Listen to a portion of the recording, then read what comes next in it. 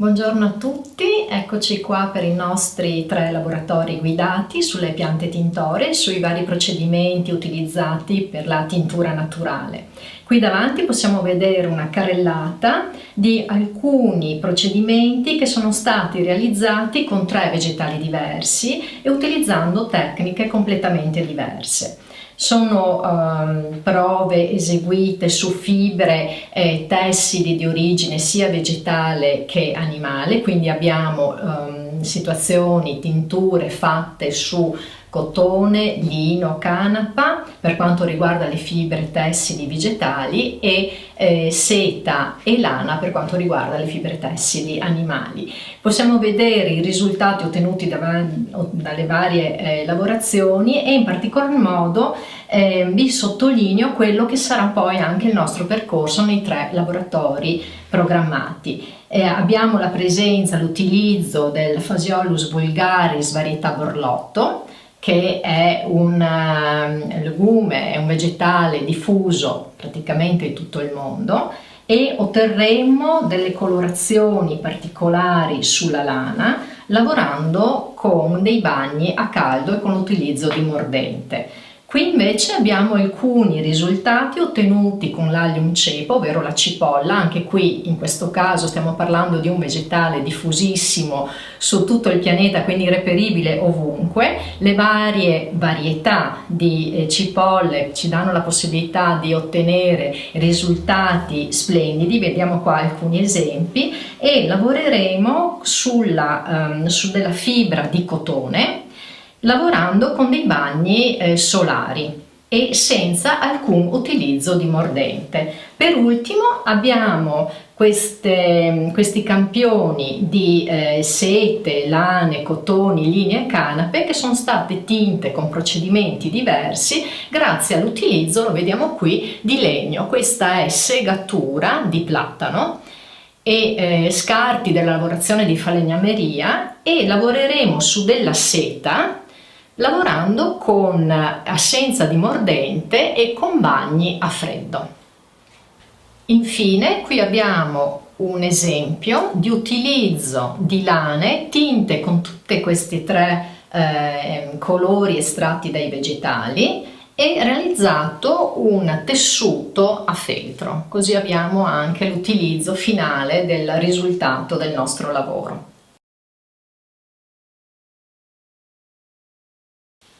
Bene, ora vediamo l'attrezzatura del tintore, attrezzatura usata in generale per le nostre fasi tintore.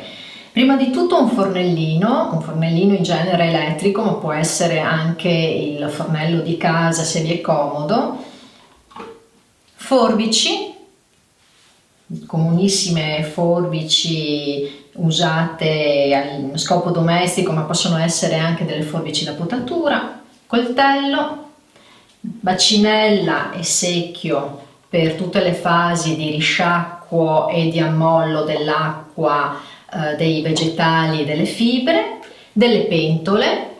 Se avete pentole vecchie vanno benissimo, l'importante è che le destinate esclusivamente all'utilizzo dei vostri procedimenti tintori. Possono essere in acciaio oppure possono essere anche delle pentole smaltate, l'importante è che il rivestimento interno sia ancora perfettamente integro, perché se ci sono delle parti metalliche che vengono a contatto con i vari materiali potrebbero in qualche modo influenzare la tintura e il risultato finale creando delle macchie.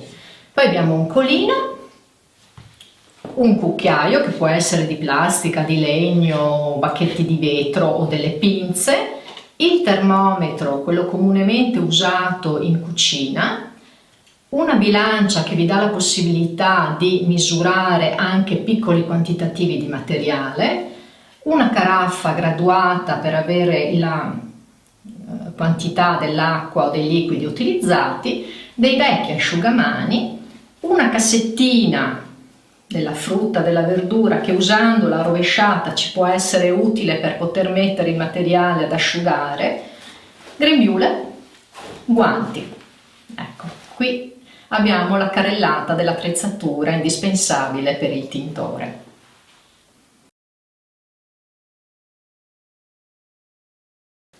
Il nostro terzo laboratorio sarà dedicato alla tintura della seta con il legno, in questo caso legno di platano, con bagno a freddo senza utilizzo di alcun mordente.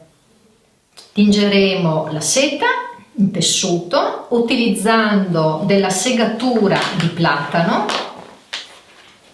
Useremo sempre il sapone di Marsiglia naturale e ci aiuteremo con degli elastici.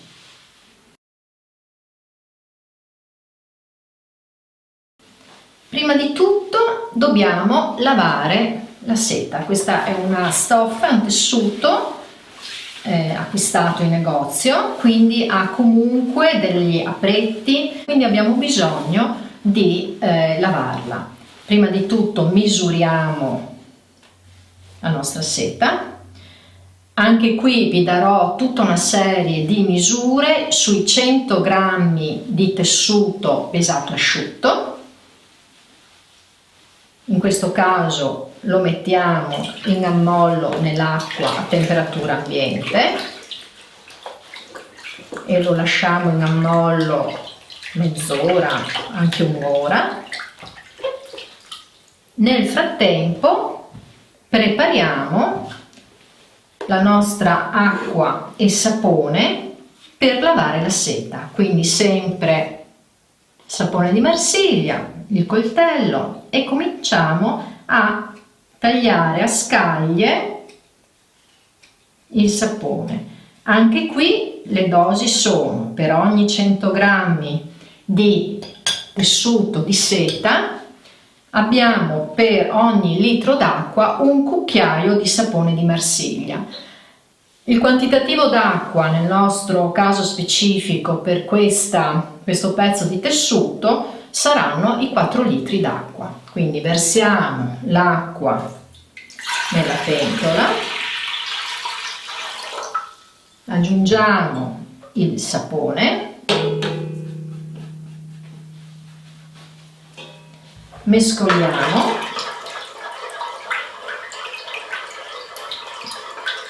possiamo farlo anche con le mani perché il sapone di Marsiglia.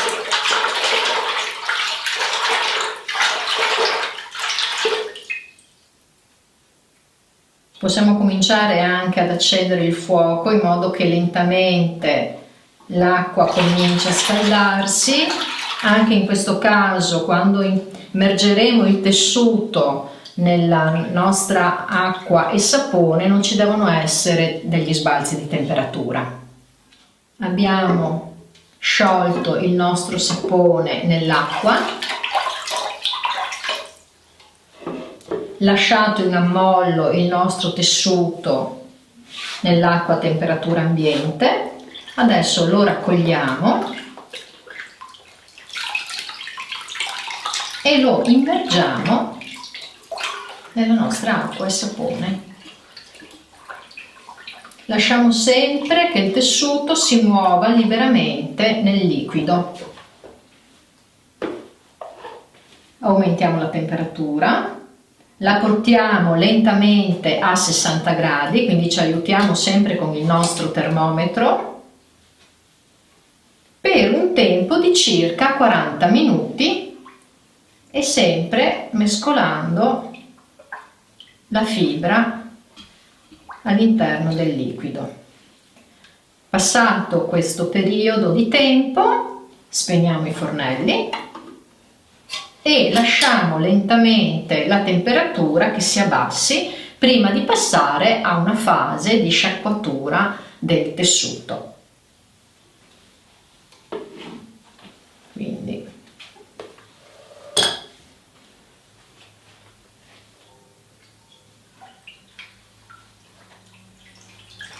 togliamo e lo sciacquamo delicatamente per più passaggi, in modo che tutti i residui di sapone se ne vadano dalla fibra, e nel frattempo prepariamo il nostro bagno di colore.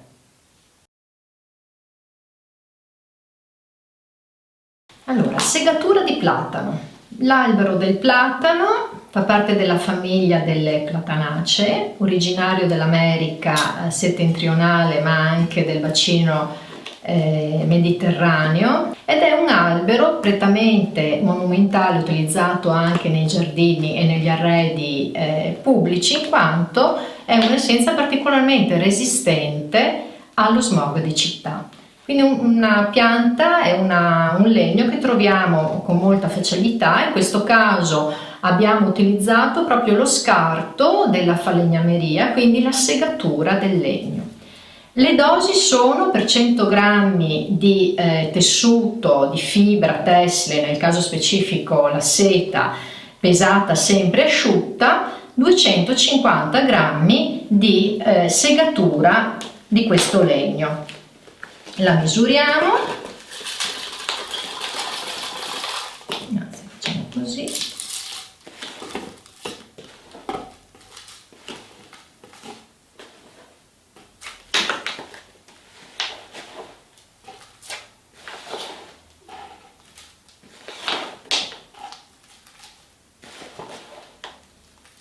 come sempre nel caso specifico di quello che sto facendo adesso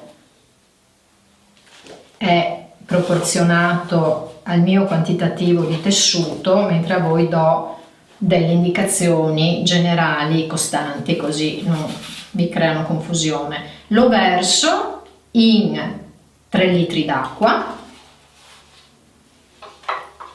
mescolo e lascio che un po' alla volta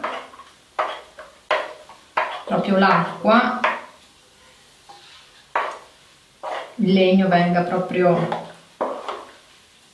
si lasci macerare e lo lasciamo un paio di giorni così. Anche in questo caso lo possiamo lasciare al sole oppure in casa vicino a una stufa oppure semplicemente a temperatura ambiente. Dopo un paio di giorni lo mettiamo sul fornello, accendiamo il fuoco e lasciamo sobbollire il materiale per circa un'ora. Non abbiamo bisogno del termometro perché in questa fase, proprio quando vediamo sobbollire, possiamo mantenere costante la temperatura. Una volta raggiunto fatto bollire il materiale e una volta passata l'ora di tempo, spegniamo e lasciamo il tutto riposare ancora per una giornata. Se c'è la possibilità lasciate pure anche per un paio di giorni. Fatto questo,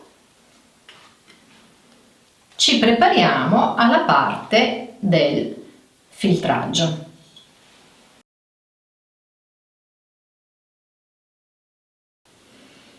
Adesso possiamo estrarre il colore dal nostro bagno di tintura. Quindi prendiamo il colino, possiamo fare così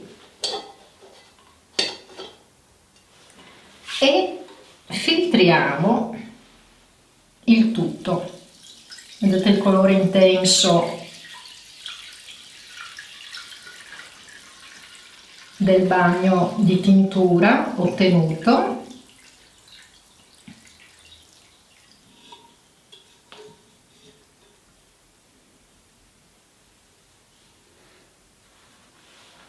Ok.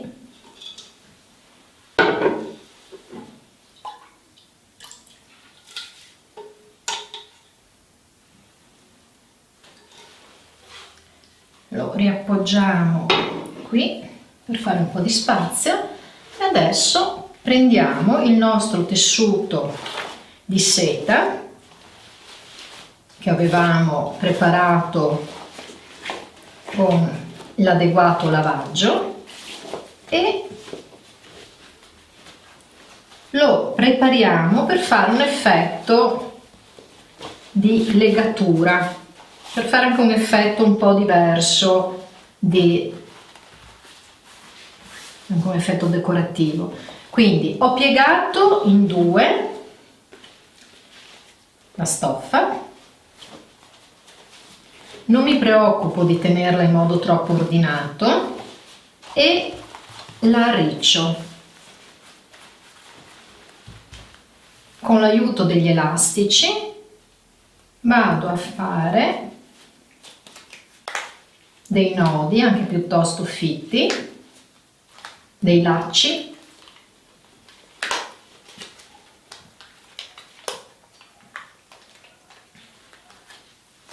in più punti della lunghezza del tessuto, a piacere. Possono essere anche degli effetti di questo tipo, con delle piegature di questo tipo, doppie. Poi di nuovo possono essere piegature singole.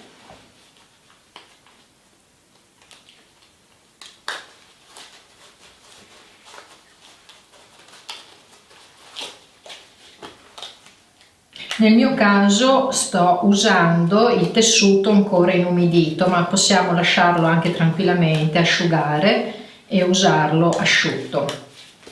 Avremo degli effetti, diciamo così, di colore finali diversi, ma comunque interessanti.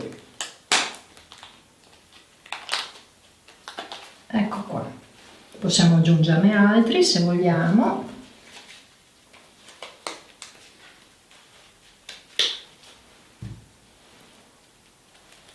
E uno qua in mezzo, se ci sembra opportuno.